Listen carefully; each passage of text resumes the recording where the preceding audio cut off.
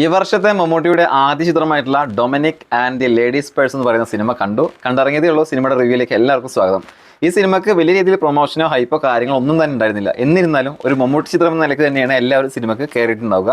പിന്നെ ഗൗതം വാസുദേവ് മേനോന്റെ ആദ്യത്തെ മലയാള സംവിധാനം, അങ്ങനെയുള്ള ഒരുപാട് പ്രത്യേകതകൾ സിനിമയ്ക്ക് ഉണ്ടായിരുന്നു. പക്ഷേ വലിയ രീതിയിൽ ഹൈപ്പോ മറ്റുള്ള കാര്യങ്ങളും ഉണ്ടായിരുന്നില്ല. സിനിമയുടെ കഥാപ്ലോട്ട് എന്താ നോക്കുകയാണെങ്കിൽ, ഒരു കളഞ്ഞു കിട്ടുന്ന പേഴ്സിന്റെ ഉടമസ്ഥനെ കണ്ടുപിടിക്കുന്ന കഥയിൽ നിന്ന് തുടങ്ങി പിന്നീട് ഒരുപാട് ദുരൂഹതകൾ നിറഞ്ഞ കഥയിലേക്കാണ് ഈ സിനിമ പോകുന്നത്. CA ഡൊമിനിക് എന്ന കഥാപാത്രത്തെയാണ് സിനിമയിൽ മമ്മൂട്ടി അവതരിപ്പിക്കുന്നത്. CA എന്ന് പറയുന്നത് ഇനീഷ്യലാണ്.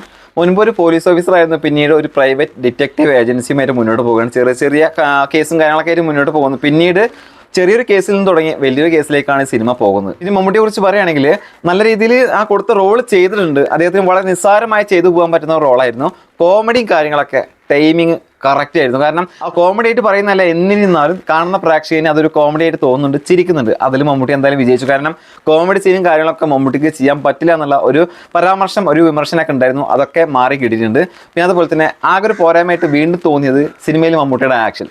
അദ്ദേഹത്തിന്റെ ഏജ് നമുക്കറിയാം, കളിയാക്കി പറയുന്നു അല്ലെങ്കിൽ ഏജിനെ കുറ്റം പറയുന്ന ഒന്നല്ല. ആ ഒരു വയസ്സിനെ തന്നെ നമ്മൾ ബഹുമാനിച്ചുകൊണ്ട് പറയുന്നത്, മമ്മൂട്ടിക്ക് ആക്ഷൻ കാര്യങ്ങൾ കൈകാര്യം ചെയ്യുമ്പോൾ കുറച്ച് നമുക്ക് ഇനി പണ്ടത്തെ പോലെ അദ്ദേഹത്തിനെ കൊണ്ട് ചെയ്യാൻ പറ്റാത്തൊരവസ്ഥയിലേക്ക് പോകുന്നതായിട്ട് സിനിമയിൽ കാണുന്നുണ്ട്. ബാക്കി എല്ലാ കാര്യങ്ങളും അദ്ദേഹത്തിൻ്റെ ഈ ഒരു പ്രായത്തിനെ പറ്റിയിട്ടുള്ള റോള് തന്നെയാണ് സിനിമയിൽ കാണാൻ കഴിഞ്ഞിട്ടുള്ളത്. നല്ല ഭംഗിയായിട്ട് തന്നെയാണ് സിനിമയിൽ മമ്മൂട്ടിയെ പ്രസന്റ് ചെയ്തിട്ടുള്ളത്. ഈ അടുത്ത കാലത്തൊന്നും ഇത്രയും സുന്ദരനായിട്ട് മമ്മൂട്ടിയെ നമ്മൾ സ്ക്രീനിൽ കണ്ടിട്ടില്ല.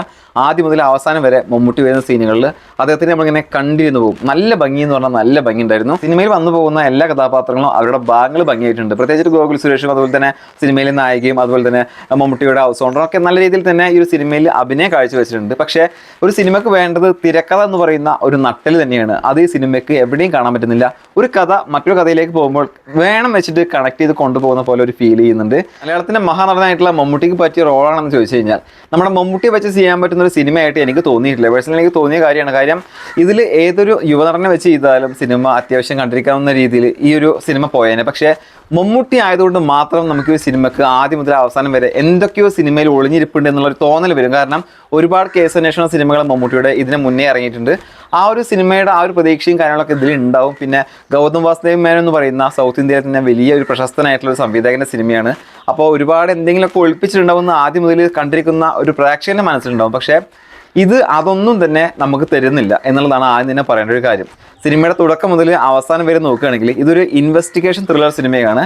ആരാണ് പ്രതി എന്നുള്ളത് കണ്ടുപിടിക്കുന്നതാണ് സിനിമ. പക്ഷേ ഏകദേശം സിനിമ പകുതി ആകുമ്പോഴേക്കും നമുക്ക് സിനിമയുടെ കഥ എങ്ങോട്ടാണ് പോകുന്നത്, ആരാണ് ഈ സിനിമയിൽ പ്രതി, ആരാണ് വില്ലൻ എന്നുള്ളത് ഒരു സാധാരണ പ്രേക്ഷകന് ഗസ് ചെയ്യാൻ പറ്റുന്നുണ്ട് എന്നുള്ളതാണ് ഏറ്റവും വലിയ മൈനസ് പോയിന്റ്. കാരണം ഒരു സസ്പെൻസ് നിലനിർത്താൻ ഈ സിനിമക്ക് സാധിച്ചിട്ടില്ല. ഇനി സിനിമയുടെ ക്ലൈമാക്സിലോട്ട് വരുമ്പോൾ ഒരു വലിയ ട്വിസ്റ്റ് പ്രേക്ഷകന് മുന്നിലേക്ക് സിനിമയുടെ സംവിധായകൻ കൊണ്ടുവരുന്നുണ്ട്. പക്ഷേ സിനിമ കാണുന്ന പ്രേക്ഷകന് ഒരു തരത്തിലും വാവ് എന്ന് പറയുന്ന ഒരു എലമെന്റ്സും സിനിമയിൽ നമുക്ക് കാണാൻ പറ്റുന്നില്ല. കാരണം ഈ സിനിമയുടെ ക്ലൈമാക്സ് നമ്മൾ മുൻപേ അന്യഭാഷ ചിത്രങ്ങളിൽ കണ്ടതാണ്, ഷോർട്ട് ഫിലിമുകൾ കണ്ടതാണ്. അതുകൊണ്ട് തന്നെ നമുക്ക് ഈ സിനിമയുടെ ക്ലൈമാക്സ് തമിഴ് സിനിമയുമായിട്ട് കണക്ട് ആവുന്നുണ്ട്, ഒരുപാട് ഷോർട്ട് ഫിലിമായിട്ട് കണക്ട് ആവുന്നുണ്ട്. അപ്പോൾ അതൊക്കെ നോക്കുകയാണെങ്കിൽ സിനിമ കാണുന്ന പ്രേക്ഷകന് ഒരു തരത്തിലും വാവ് എന്ന് പറഞ്ഞ് കൈയടിപ്പിക്കാനുള്ള ഒരു ക്ലൈമാക്സ് സിനിമയിലാണ്. ട്വിസ്റ്റ് കൊണ്ടുവരാൻ ശ്രമിച്ചിട്ടുണ്ട്, പക്ഷെ വർക്കൗട്ട് ആയിട്ടില്ല എന്ന് വേണം പറയാൻ. സിനിമയുടെ ഛായാഗ്രഹണം കൊള്ളാമായിരുന്നു. നമുക്ക് ഇങ്ങനെ കാണാൻ പറ്റുന്ന ഒരുപാട് സ്ഥലങ്ങളൊക്കെ സിനിമയിൽ കൊണ്ടുവന്നിട്ടുണ്ട്.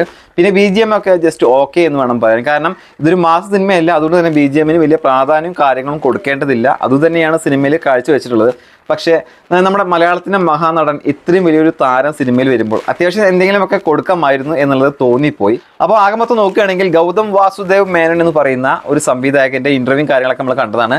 അതിൽ ഒരുപാട് ഇൻ്റർവ്യൂ കാര്യങ്ങളൊക്കെ നമ്മൾ കണ്ടതിൽ പറയുന്നത്, ഇനിയൊരു സിനിമ എടുക്കാൻ അവസരം കിട്ടിയാൽ മോഹൻലാൽ വെച്ച് ചെയ്യുമെന്നൊക്കെ ചോദിച്ചപ്പോൾ വീണ്ടും ഒരു 10 സിനിമ ചെയ്യാൻ അവസരം കിട്ടുകയാണെങ്കിൽ മമ്മൂക്ക വെച്ച് തന്നെയാണ് സിനിമ ചെയ്യുക എന്നും, ഈ സിനിമ വിജയിച്ചാൽ ഇതിൻ്റെ 2ാം ഭാഗം ഉണ്ടാവുമെന്നൊക്കെ പറഞ്ഞിട്ട് വലിയ ബിൽഡപ്പും കാര്യങ്ങളൊക്കെ ഇൻ്റർവ്യൂവിലും കാര്യങ്ങളും ഗൗതം വാസുദേവ് മേനോൻ കൊടുത്തിട്ടുണ്ടായിരുന്നു. പക്ഷേ അതിനൊത്ത ബിൽഡപ്പിനൊത്ത ആ ഒരു കാര്യങ്ങളൊന്നും സിനിമയിൽ നമുക്ക് കാണാൻ പറ്റുന്നില്ല.